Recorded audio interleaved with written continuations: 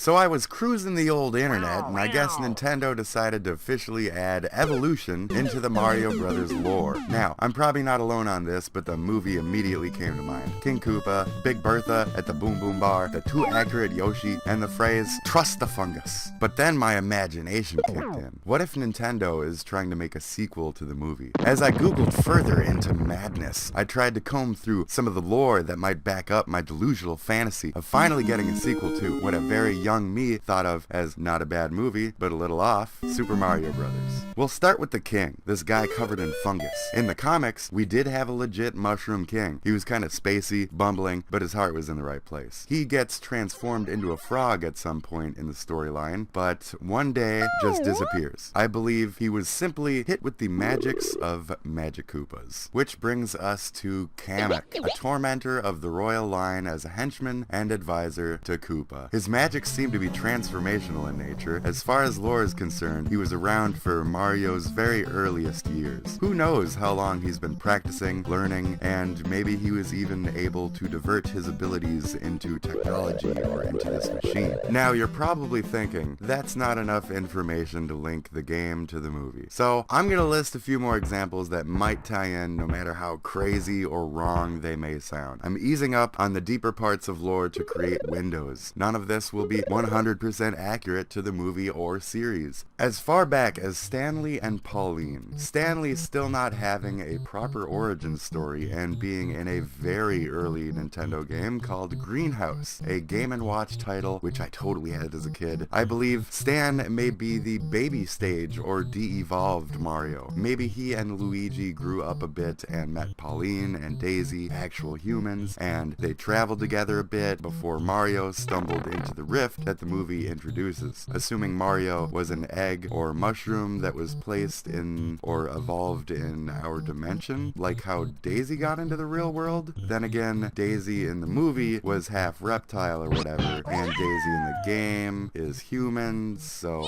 what? An actual human in the Mario series. Yeah, I said that. As you can see in the screenshots here, Mario is being classified as some type of subhuman, a crossbreed maybe. Either way, certainly not whatever it is that we are. I tried stretching my face to unreasonable proportions. It didn't work out so well. Goomba! Yeah, with this guy we can see the effects of the de-evolution and maybe the mid-stage of life for any typical brown mushroom enemy type. Horrific, ain't it? But at least he can still play the harmonica.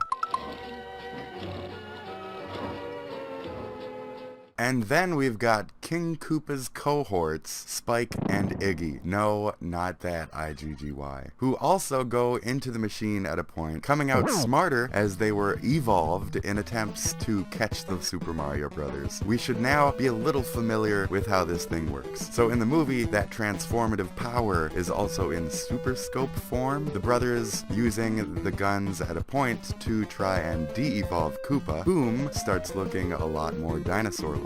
Now, a few of these characters and elements were already meant to tie in with the lore that was already there and made sense in their own way. But with these recent changes, I really wanted to see how far we could push this idea. Just like the community, whom created Bowsette. I immediately thought about Wendy, the only girl under Koopa's command. She's rude, wisecracking, and bossy. Maybe she was hit with the evolution beam. And then I thought, well, what about Bertha? The only enemy in Mario who shares the same name is this fishy foe. Big, red, spiky. I guess we can see how this evolution panned out pretty well in my opinion. Now I would like to point out some of the similarities between the world building in both the movie and the game Odyssey. Neon signs, tall buildings, people everywhere. This could either be the real world or the world that both species get along in that we have seen in other Mario media like the cartoon and comic.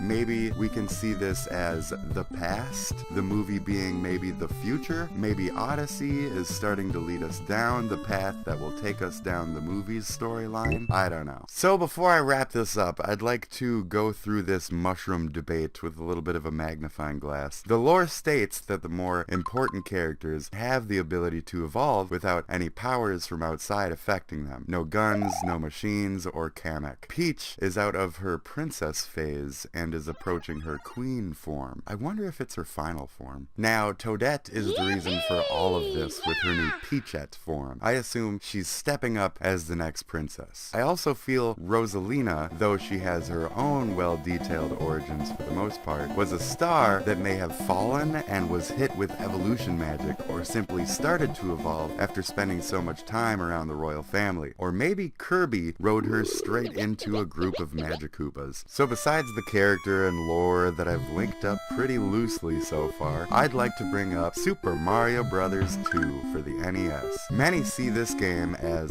the one that wasn't actually a Mario game, since it was basically a reskin of this Doki Doki game, but this game actually makes the strongest connection. In it, Mario goes into a dreamlike state, or his subconscious, where there he receives a message from the subcon people. When he wakes up, he thinks it was all just a regular dream, but later on that day, the troupe goes for a picnic and Mario notices a familiar cave he saw in his dream, and they enter this cave, which warps them to the subcon land, Mushroom Kingdom 2, where Wart and his 8-bit crew have been terrorizing the locals. Is this the same rift or cave from the movie? In Italian, this land is called Subspazio, or subspace, so maybe it's a different dimension. I tried to look into how the king turned back from a frog after Koopa turned him into one in the comic, and I'm starting to believe that maybe this universe was created in attempts to free the king of this curse. The leader of the subcon world is Osama, or King, but both he and his right-hand man are both considered to be human. Then again, he's not really part of the official lore, only appearing in BS Super Mario USA. But I thought maybe Mario and his crew are there to forcefully remove the spell that Koopa had placed on the king. Maybe things didn't go as planned and he was frozen in a de-evolved state, hence why we don't see him for basically the rest of the series up till the movie, where the brothers finally fix him the right way. But really, who knows? I'd like to leave it up to you at this point. Do you think that they're trying to legitimize the mess of lore that was the movie? Maybe to make a sequel, prequel, remake, reboot, something else that would be typical these days? It would be a smart move, in my opinion. Mario is bigger than ever in modern culture and around the world, and with the next generation of gamers as well. Gamers who might not even know that this movie exists, or care to see it due to its not worth seeing consensus.